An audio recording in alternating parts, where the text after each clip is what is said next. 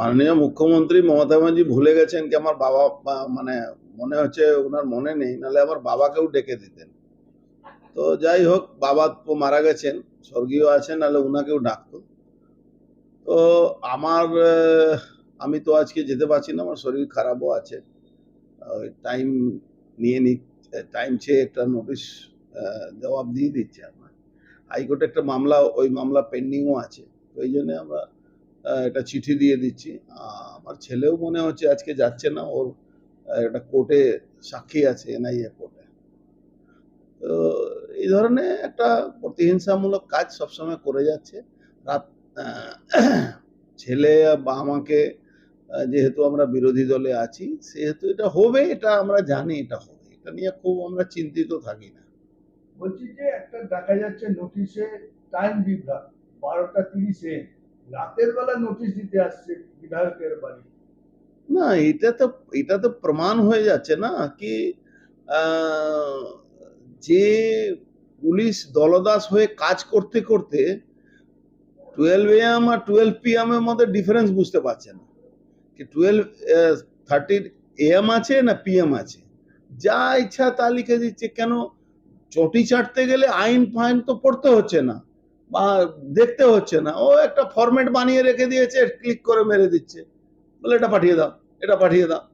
আপনি দেখেছেন যে একদিনের মধ্যে 1 ঘন্টা ডিফারেন্সের মধ্যে এখানেও ডেকেছিল, আবার লালবাজার এতে ভবানী ভবনেও ডেকেছিল। মানে কোনো জ্ঞান বলে কিছু নেই। ও চটি চাটতে গেলে যারা এইসব করছে তারা মূর্খ আছে, তারা বুঝতে পারছে না কি যেদিন সময় পাল্টাবে তাদেরকে রিটায়ারমেন্ট হওয়ার পরেও আমরা ডাকবো, চিন্তা করার কোনো ব্যাপার নেই। এটা ভুলে যাবেন না কি আমরা রিটায়ারমেন্ট হলে আমরা মনে থাকবে না, বা যারা করাচ্ছেন তারা ভুলে যাবেন না কি রিটায়ারমেন্ট হওয়ার পরেও কিন্তু আমরা কিন্তু পলিটিক্সে রিটায়ারমেন্ট থাকে না, পলিটিক্সে শেষ জীবন অবধি পলিটিক্স আমরা করব। আমরা কিন্তু যারা এই দলদাস হয়ে কাজ করছেন, আইনভাবে করতেন আমার কোনো আপত্তি নেই, বেআইনি ভাবে যারা কাজ করছেন যে পুলিশ অফিসাররা, তারা কিন্তু ভুলে যাবেন না রিটায়ারমেন্ট আপনাদের হয়, আমাদের কোনো রিটায়ারমেন্ট হয় না। হুমকি না, সত্যি কথা। হুমকি কিসের আছে? এটা সত্যি কথা। আপনাদের 58 এর পরে রিটায়ারমেন্ট, একদিনও চাকরি থাকবে না। আমরা 58 পরে যতদিন বেঁচে থাকবো পলিটিক্সটা করবো। আজকে না যাওয়ার কারণে কি আপনি কোনো পরবর্তী আশঙ্কা করছেন যে আবার আপনাকে কোনো ডিস্টার্ব করতে পারে? আশঙ্কা কি করার আছে? খুব বেশি হলে জেলে যেতে হবে, এর থেকে বেশি কি ক্ষমতা আছে? আর ঘন্টা 2 ঘন্টার জন্য যেতে হবে, এর বেশি কি আছে? আমাদের আদালতের উপরে ভরসা আছে। যে পুলিশ জানে না কি 12 AM 12:30 AM কি হয়, 12:30 PM কি হয়, জানে না, তো তার থেকে আমাদের আর কি আশা আছে? রাত 12:30টায় বিধায়কের বাড়ি, স্ট্যান্ডিং বিধায়কের বাড়ি নোটিশ। তাহলে বুঝতে পারছেন তো, আইন বলে তো কিছু নেই। আরে নোটিশ, আপনি এখন ডিজিটাল যুগ আছে, আপনি মেলে পাঠাতে পারেন, আপনি দিনবেলা আসবেন চিঠি দিয়ে দেবেন, অসুবিধা নেই তো। কোনোদিন তো আমরা কোনো নোটিশ নিতে আমাদের কোনো বাধা দেওয়া হয় না।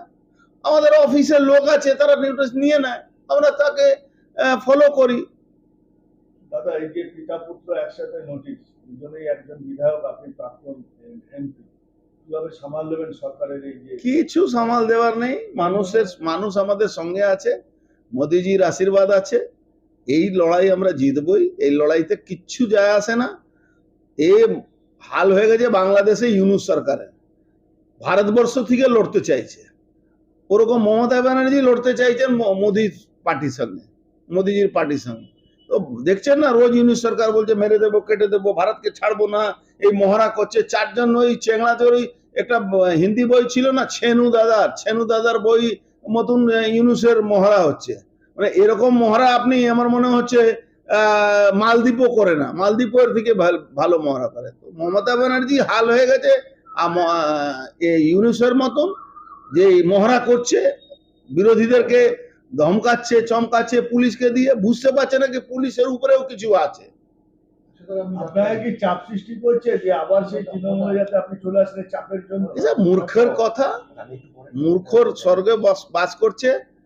ভারতবর্ষে রাজনীতিতে সনাতনীদের উপরে যত জুলুম হয়েছে তার পাল্টা জবাব সনাতনকে মেটাতে পারবে না। অনেক জেহাদি এসছে, 800 বছর ওই মুঘলের শাসন এখানকার মানুষ দেখেছে, লড়াই করে বেঁচে আছে। আগামী দিনও আমরা বেঁচে থাকবো। এটা তো বলেছে, ও তো ঠিকই বলেছে। ব্যারেকপুরে না, সারা বাংলাতে জনতা দরবার তৃণমূল কংগ্রেসের এই পার্থভৌমিক উনি মানুষকে ভুল বুঝিয়ে ইভিএম চেঞ্জ করে জিতেছে। তো সমস্ত কমপ্লেন তো তৃণমূলের বিরুদ্ধে আছে। পুকুর ভরার তৃণমূল করছে, ড্রাগ তৃণমূল বিক্রি করছে। ওই পার্থভৌমিকে বাড়ির সামনে অজয় প্রসাদকে খুন করলো। সে পার্থভৌমিক বলেছিল গুন্ডারাজ শেষ করবে, তৃণমূলের মধ্যে তৃণমূলের গুন্ডারাজ উনি শেষ করছেন।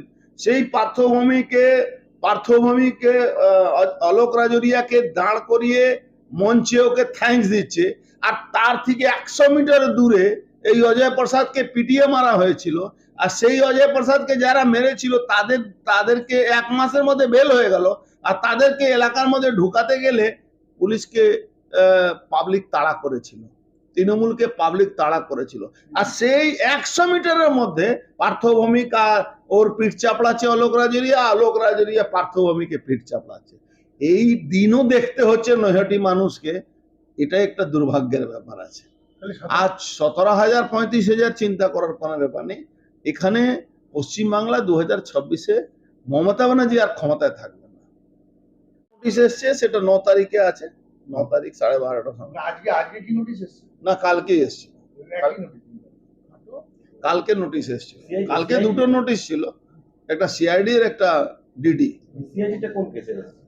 সিআইডি ওই পৌরসভার একটা আমরা যে চেয়ারম্যান রিলিফ ফান্ড বলে একটা অ্যাকাউন্ট ছিল না, সেই অ্যাকাউন্ট দিয়ে আমরা নানা লোককে সাহায্য করতাম। সবটাই অ্যাকাউন্ট থ্রু দিয়ে কাজ হতো। আর সিআইসি মিটিং, বোর্ড মিটিং এ পাস করে করতে, মানে 1,000 টাকা কাউকে হেল্প করলেও আমরা ওখান থেকে করতাম। 5,000 টাকা অনেক গরিব মানুষের ট্রিটমেন্ট করাতাম আমরা। ওই কোভিডের সময় অনেক গরিব মানুষকে আমরা হেল্প করেছিলাম। সেই নিয়েও মামলা করে, মানে এরা তো নিজে কিছু করবে না, আর করতে গেলে এরা সব জায়গা, মানে চোররা চারদিকে চোরই দেখে।